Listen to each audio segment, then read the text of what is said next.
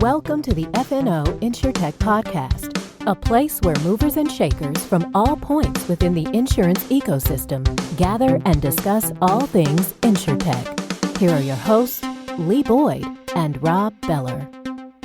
Hey, podcast world, welcome to another fascinating edition of your favorite podcast and mine, FNO InsureTech.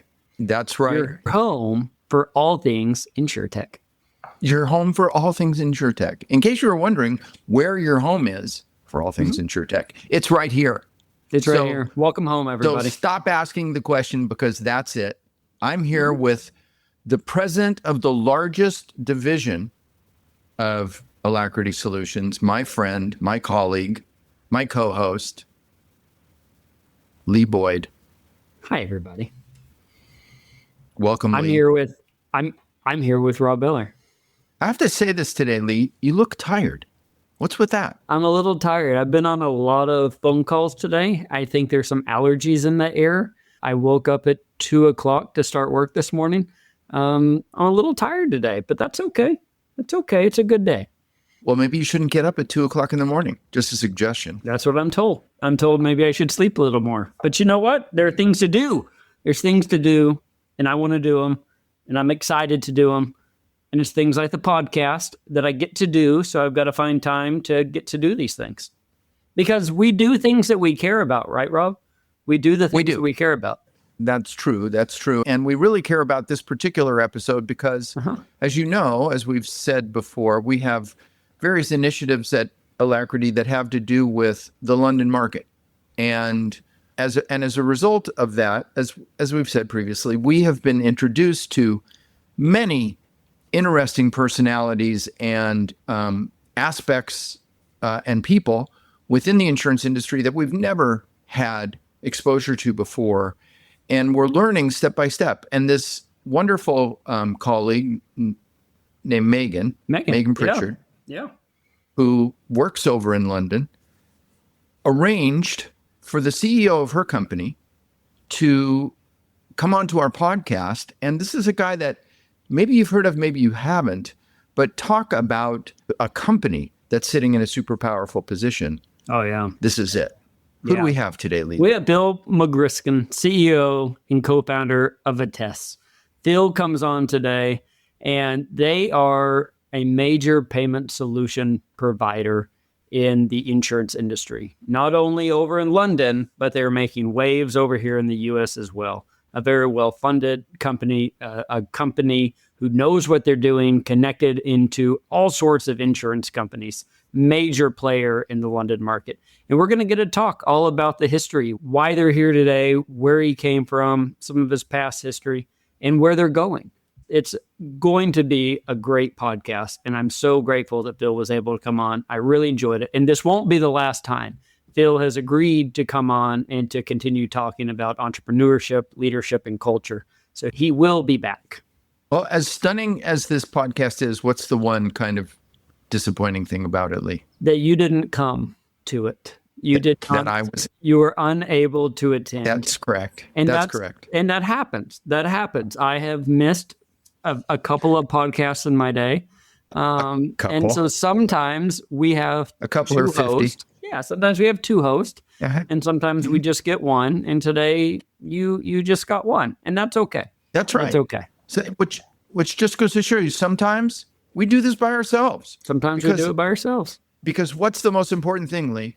The guest. Taking care of our listeners. Oh, taking care of our listeners. And what we do is we bring you our guest, because that's really what you're here for. You put up with us jibber jabbering. And you look forward to the guest. There's two parts to every episode.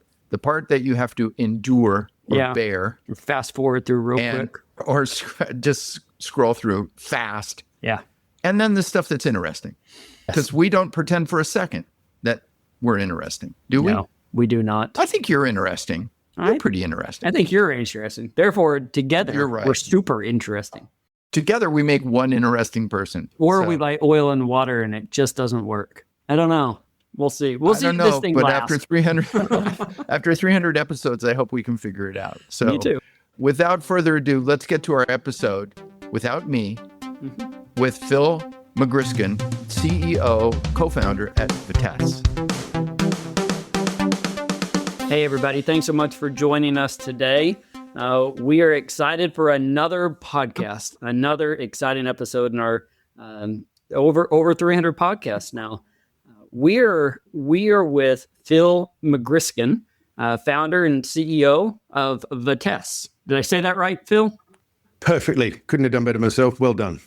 Well, good. I wrote down all the ways to say it. I hope I got it right. I think for years I've been calling it the wrong name, but I'm happy to have the actual right one this time. It's no thing. As long as we're in your thoughts, you can call us what you want. There you go. Well, where are you today? Where do we have you? Today, I'm coming at you from the surprisingly sunny London, home of the Lloyd's insurance marketplace. That is fantastic. I think it's the luck of the podcast. The last time we had somebody from London, they said it had been the first time that there had been sun there in like 40 days or something crazy. Everybody was so excited. Yeah. Well, look, I'm happy to do one of these every day if it means that I get to see the sun. That's nice. I'm in Texas, and we have a cloudy day today. It's typically sunny, but we have big thunderstorms coming, so we're in the claim space sometimes. So I don't want anybody to get hurt or anything, but I wouldn't mind a little thunderstorm coming. But it is nice. Last time I was over in London, it was gray, it was rainy, it was typical, but it wasn't typical for me. It normally seems a little bit nicer. Yeah, no, I mean, we've been sort of not too fortunate here. And you're right, there was a period of 40 days there. But I mean, you know, we're doing a lot of work in the US at the moment. So I've been out to the US and cold and grey doesn't even cover it there. I've been in New York. It was insane. Oh, New York has had some crazy weather. I was talking to somebody. I was talking to somebody the other day, and the ice was so thick, the snow was so thick, it's piling up. It's very, very strange. It's not normally that way. It's not, and I don't know if you can hear in the podcast, I've got a bit of a twang in my accent. That's the Australian in me. I'm not used to weather like that. You know, we like beach and barbecues. We do not deal with rain and sort of 6 feet of snow. Anyway, I chose to move. I can't complain. I'm here now. Well, tell us why. So Australia to London, was that a straight shot? Was that a straight move for you? Yeah, so after my studies in Australia, I went into the insurance industry, actually. So I was working for a small insurance company down in Sydney as an underwriter for their personal lines products.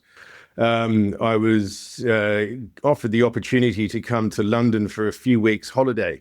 And while I was out here for a few weeks holiday, bumped into somebody who was in the insurance space, and I was offered a job in the insurance space. They thought, let's have something different. So I ended up coming back and staying. So I worked in Lloyd's of London as a broker for a while, which gave me my initial insights into the insurance market. But this is pre-2000s. This is in the 90s. This is a long, long time ago. But now I'm here in London, wife, 3 kids, Welsh wife. The kids sound like little Lord Fauntleroy. I do not, but very happy. Well, so that is home now. That is where you are. You still travel for work. You do things. You ever make your way back to Australia? No. Although, interestingly, so the big markets, the big sort of growth markets for us are the US, which I'm sure we'll talk about shortly. But we're also seeing opportunities come up in Australia, which is interesting. You know, it's actually quite a mature market for a lot of the tech and a lot of the insurance products out there. So we're seeing some of the early adopters of our products down in the Australian market asking us to go and help them out there as well. So I'm sure it's only a short matter of time before I'll be down there. But that is my least favorite travel in all of the world, that one. It's a long way, opposite ends of the clock. Yeah. It's a long way. I've actually never made it. I think the travel time really kind of throws me off. One day we're going to go. We're going to spend weeks, me and my wife. It'll be fun times. You got to do it. But you need to do it with enough time and no pressure. Yeah. Well, let's talk about Vitesse. Why don't you give us a little bit of time kind of on the history? What is Vitesse? What the heck is it? Just kind of give us some insight on that. Sure. Well, Vitesse, we're based here in London. We're 235, 6 colleagues now. We're regulated here in the UK, in Europe, and the US. And really, we're about becoming the financial infrastructure that knits together a lot of this quite complex insurance network. Focusing on the funds flow and much more on the claim side of operations. And the specific problems that we went out to solve, my background, I guess you'd probably term me an entrepreneur, really, because this is not the first business that I've started. The first business that I started was a business called Envoy Services. So we've got the French naming convention. You've got Envoy and you've got Vitesse there. That's actually my business partner's wife that comes up with the names for these. Envoy, the French for a messenger, and Vitesse, French for speed. Fantastic. So that's how we've got the business names. But starting off, my first business, Envoy, which was all about collecting money from different payment types all around the world. But again, this is back in the early thousands. People didn't realize that there were more than Visa, MasterCard, and PayPal to use on the internet, but I did. So what we ended up doing is taking a lot of complexity at the front end of the transaction. So if you go to the Netherlands, people don't use Visa or MasterCard, they'll use their domestic payment type. And if you're in Japan, it's a similar thing, in China and so on. We realized that, and we went and integrated to all of these different payment types. So somebody coming through, no matter where in the world they were, the merchant providing the service would be able to bring up the relevant payment type for them. And you see it now in every single cashier. You know, if you're in the US, you'll get given Zelle, you'll get given PayPal, you'll get given Venmo.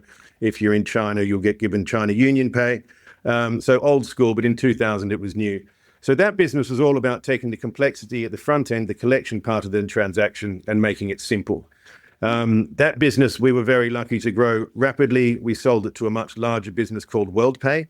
We were then part of the executive team that took WorldPay, to become one of the largest payment processors in the world. And it had a very successful outcome.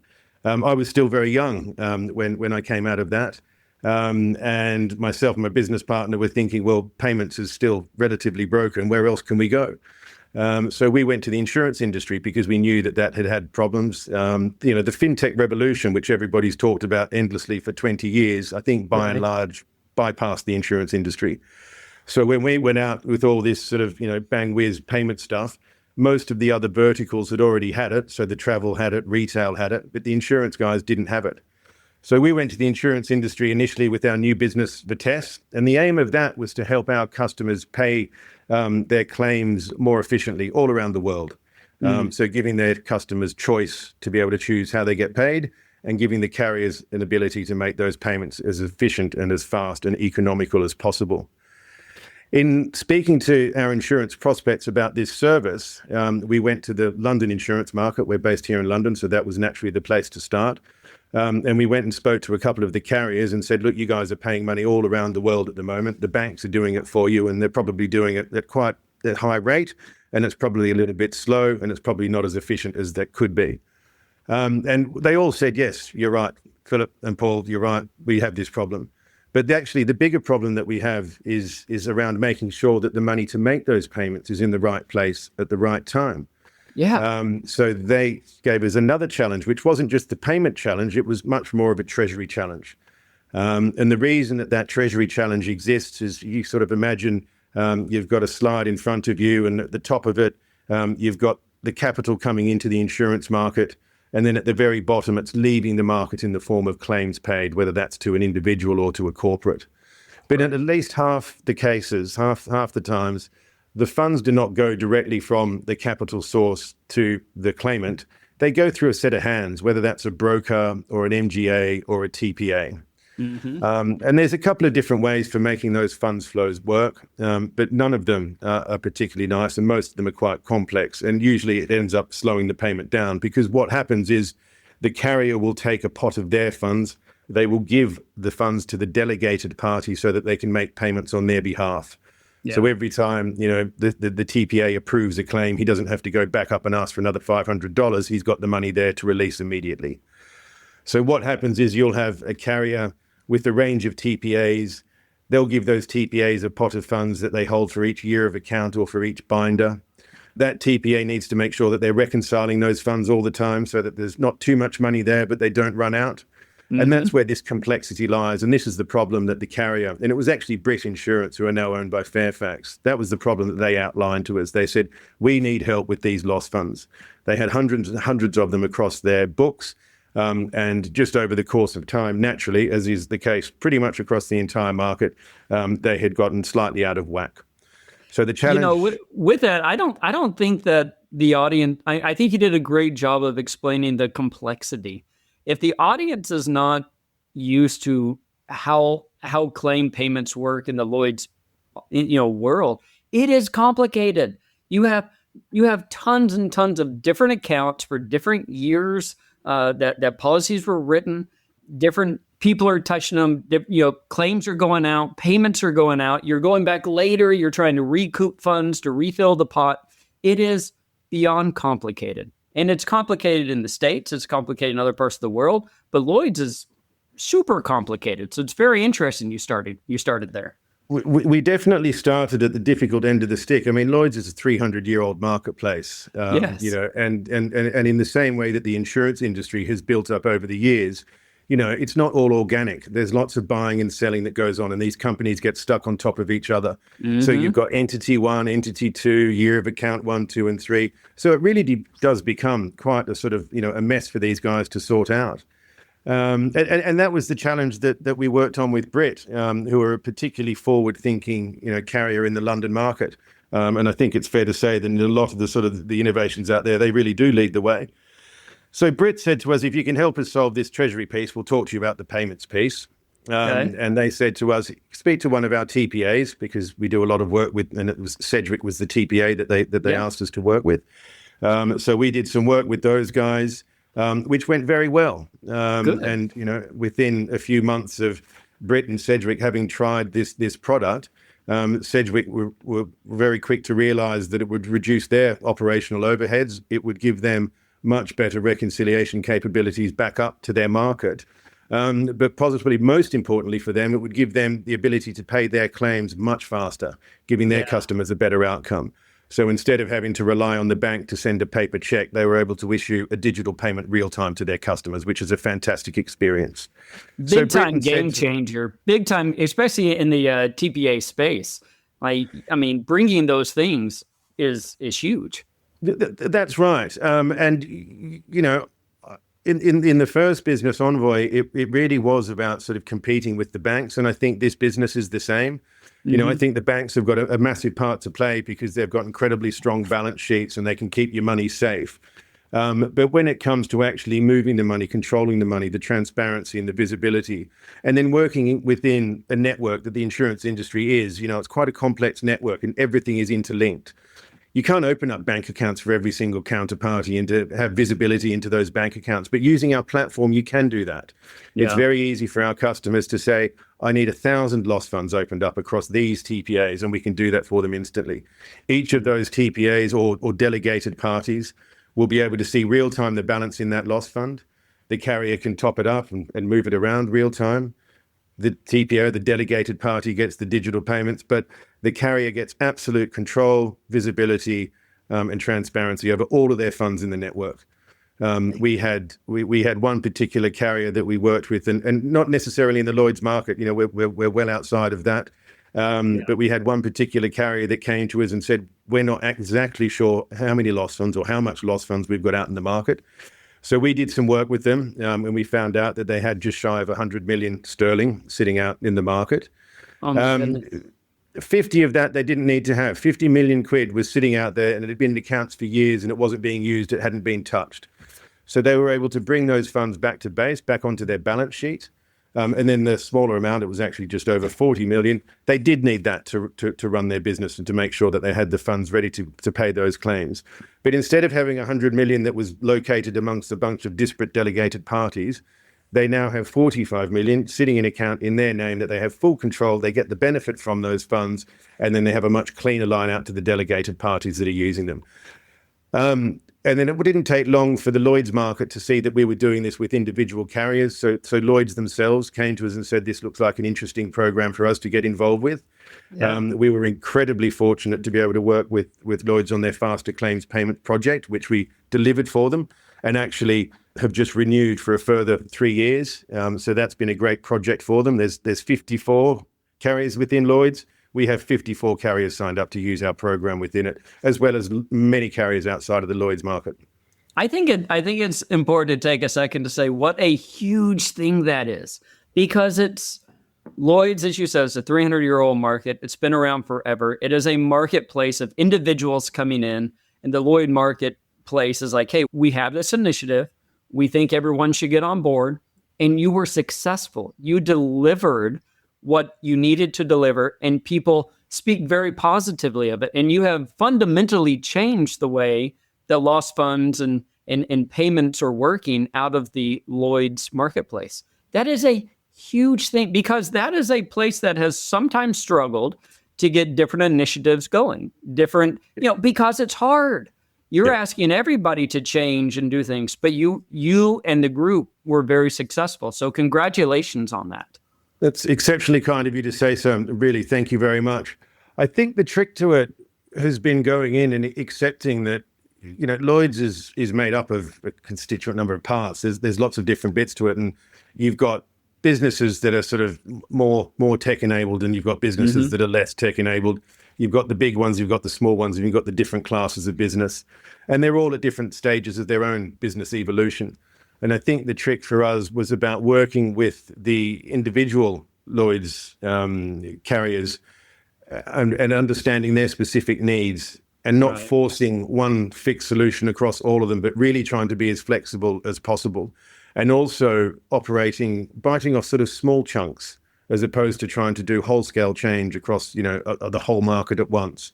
So I think breaking it down into sort of manageable chunks and really working with the market in a very collegiate way, I think that's what's enabled us to get the success that we're so very proud that we've managed to achieve. What did that do to the company with an expansion? Whenever you take on a project like that, I assume you had to go out and hire developers and customer service people. I assume you had to expand a lot. What did that do? Yeah, so we're about 240 colleagues now. And we've gone from 20 colleagues about 3 or 4 years ago. So there really has been a massive growth in the business. The trick, I think, for us, and actually I suspect a lot of your other listeners will find this, is when you're looking at technology in the insurance industry, technology and insurance don't necessarily walk hand in hand. And then payments and treasury are also slightly separate subjects.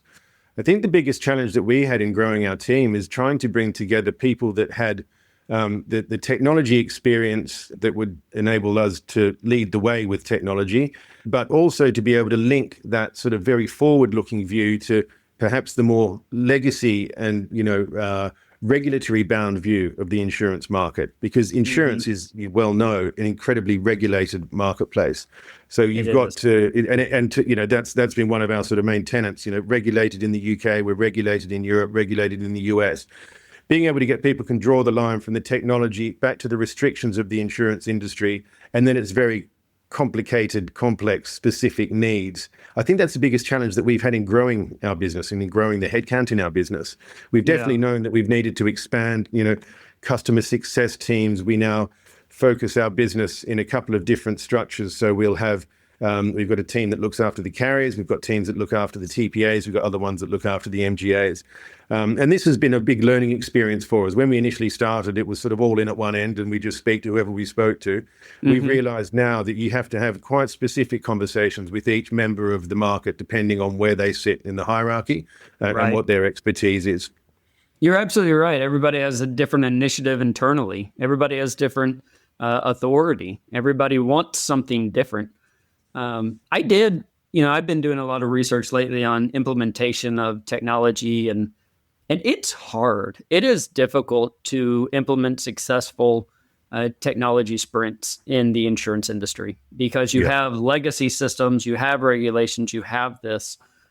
Any thoughts to, other than scaling and what you said, are there any other thoughts you have to how to be successful with bringing new technologies in? Is there any kind of secret sauce, or is it just, do it? I don't know.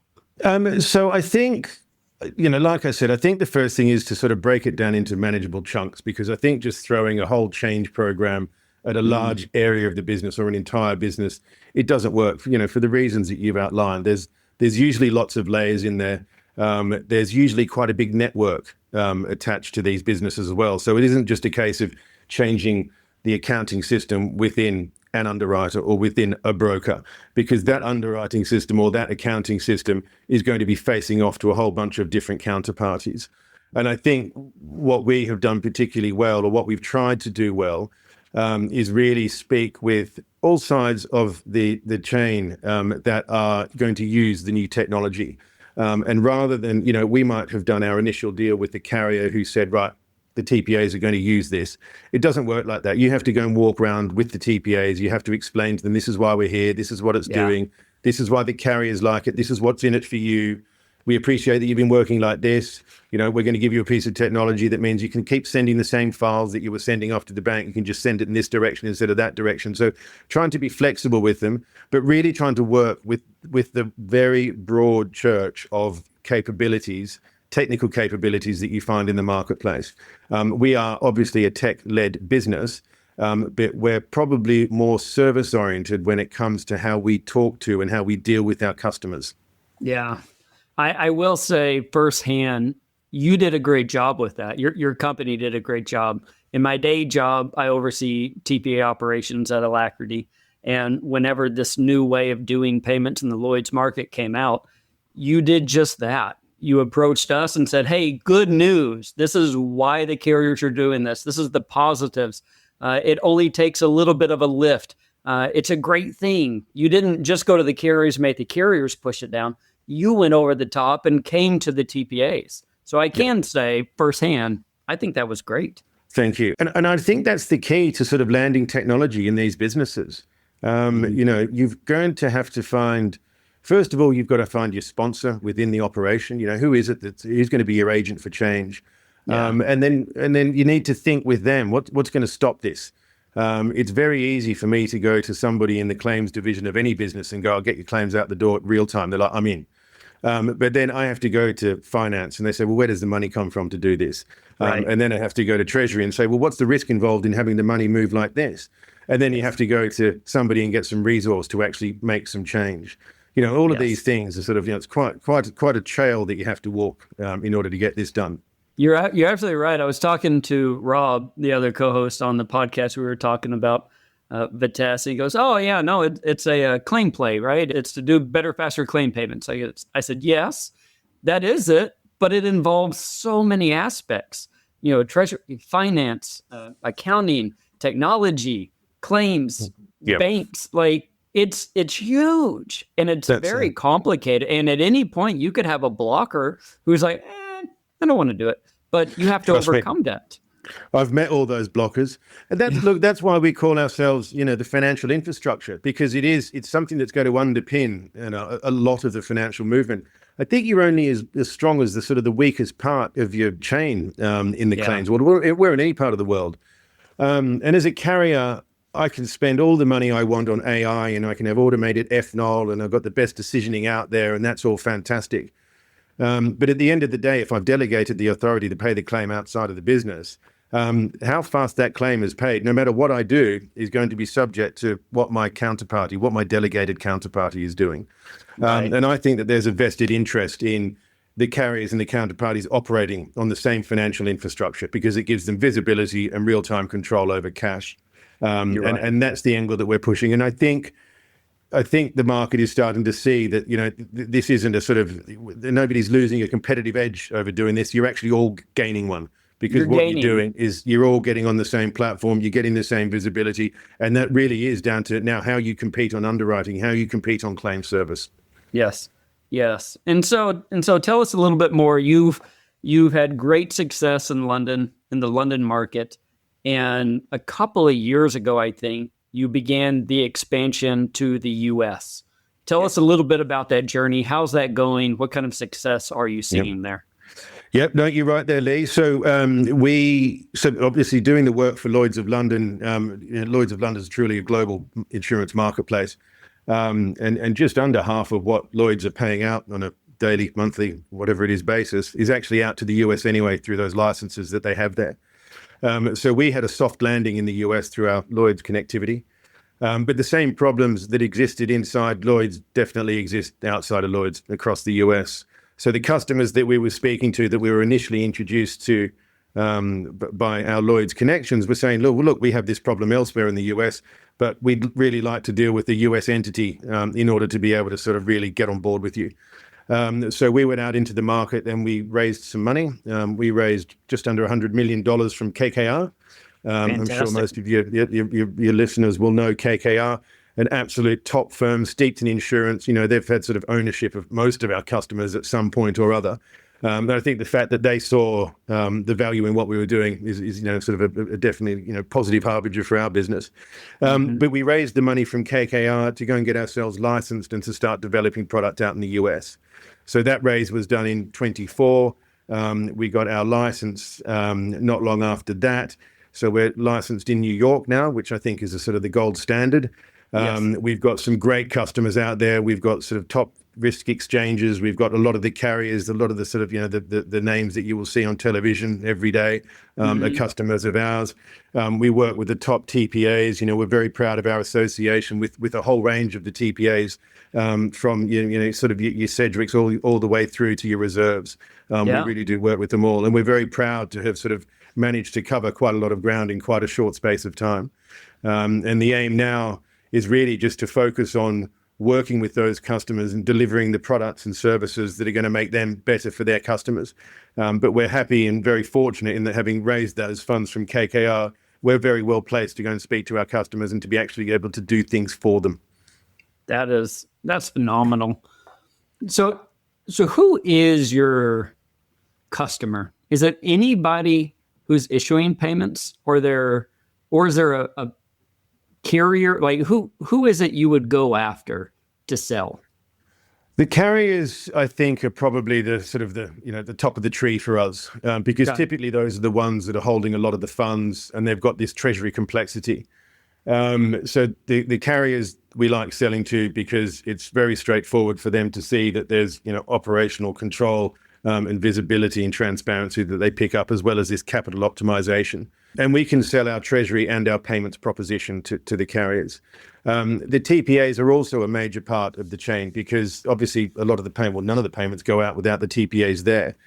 So typically we'll also sell to the TPAs, but for the TPAs, it's more around digitizing their payment flow, also optimizing the way that they operationalize their businesses. So, some of the TPAs that we've worked with have managed to, greatly reduce their operational workforce by putting a lot of our products in which automate things. So there's efficiencies there. And I think, this time when I think, the TPA market's quite tight out there, I think savings like the ones that we can bring are usually quite valuable to them. So it's the carrier and it's the TPA, and we can sell the treasury and the payments proposition to each or to both of them. Yeah. I guess this is probably a little more in the weeds, but one of the questions we always ask, or whenever somebody comes on, are there certain banks that a company would have to work for? Is it or have a relationship with whenever they work with you, or is it kind of agnostic and use whatever? Well, a big part of what we do is for our carrier customers. We work with tier one banks. So Chase is our sort of core bank in the US. We work with Barclays in the UK. We work with ABN, but we also have relationships with Citizens and with other banks. So we do that. The main upside, what we're sort of bringing to our customers with the banks is tier ones. So typically it's Chase, but if a customer really wanted us to work with another bank, then we could look at doing that for them. What we try and steer clear of is working at anything less than a tier one bank. So, I could give you a story. You guys will remember SVB, Silicon Valley Bank, not so long ago. So here in London, a lot of our customers, a lot of our MGA, a lot of our digital MGA customers had funds that they were holding with SVB. And when that bank had problems, the carriers who'd put money with these MGAs, where's my money? We don't know. I think SVB was the 10th or 11th largest bank in the US when it had its was issues. quite sizable. Yeah. So to us, that says that you've really got to be at that very top level. So what we try and do is just stay at that top level there with the banks. Well, I think we do offer our customers some choice on it. That's smart. And, I think there was kind of a tidal wave of change. The payment solutions came out, and a lot of people were trying to figure out how to get it done. We can do whatever you want. We'll just issue a digital payment. But I like your approach to saying we have a way of doing it, if you have a request, we'll look into it. We'll see what we can do. We'll work with you. But we have a tried and true method. It works for TPAs, for carriers in the States and across the world. We can do it. And I think that's also important, is to be able to bring in the knowledge, because even when I look at new technologies, I'm not an expert. I need somebody to basically come in and say, here's the best practice. This is the best practice. Now we can tweak it, but this is the best practice. Yeah. And that's the way that we try and do it. I don't think we want to teach anybody how to suck eggs, but we have worked across this market. We've seen all sorts of issues. We've seen our TPA customers that are commingling funds. We've got carriers that have got their cash out of control. We've got people that have got, they're receiving an excerpt from a spreadsheet in order to try and reconcile, $130 million worth of lost funds every month. We've seen all the behaviors. So, and we don't comment on any of them. All we try and do is say, we've seen this before. This is the way out of that. And work with each customer in a slightly different manner to help them achieve it. And it is not one size fits all. I'd love it if it was one size fits all. It'd be a lot easier, wouldn't it? My business is a lot more scalable, in a lot less time with a lot less effort, but it's not like that. And I think that's why the insurance industry for me is particularly interesting. I don't want to say it's broken, because it's not, but there's a lot of areas where you can work. I mean, nothing in the world happens without insurance. So it's definitely not broken. It's fantastic. But there's so much opportunity there to go through. And I think if you can approach the customers and work with them in the right collegiate way, then you get to ride with those customers as they go on that journey as well. And that's what we're aiming to do. That's great. Well, let's spend just a second or two. We can't go a podcast these days without talking about AI, artificial intelligence, what's going on. You were a company that was built before large language models. You were built before AI was what it was. How has that changed your business? Should it have changed your business? Has it changed your business? And what does that kind of look like moving forward? Yep. I mean, so everything that you said there is right. We were before it, and it has changed our business. We use it a lot inside our business, so we use it a lot sort of operationally. We use it across our treasury operations. We use it to help sort of optimize our balances. We use it in our support functions. We're using it a lot coding. But where we're not using it, and where I cannot see is using it anytime soon, and I don't want to sound like a Luddite saying this, I'm just naturally cautious. We are from the insurance industry. We need to be cautious. I can't see it as sort of issuing payments. I wouldn't see us trusting AI yet, and not in any distance that I can see, just to be able to sort of initiate payments on my behalf. But everything else up until that point, absolutely. And then within our business, we have our AI leaders. We've got people that are sort of, specifically tasked with looking at areas that we want to work on and seeing if we can deliver it sensibly with an AI structure. And that is going to continue. I think what will happen, we're not going to lose staff in our business because of it, but the productivity is going to increase a lot because of it. And that's what we're finding. We're seeing people be able to do more work, more important work, right? Yeah. They're able to do less unimportant, low touch things that don't have to be done, and they can have true value in what they do. Going back to what you said about the straight through processing, the instant payments, I do believe the insurance industry is still a very much human in the loop.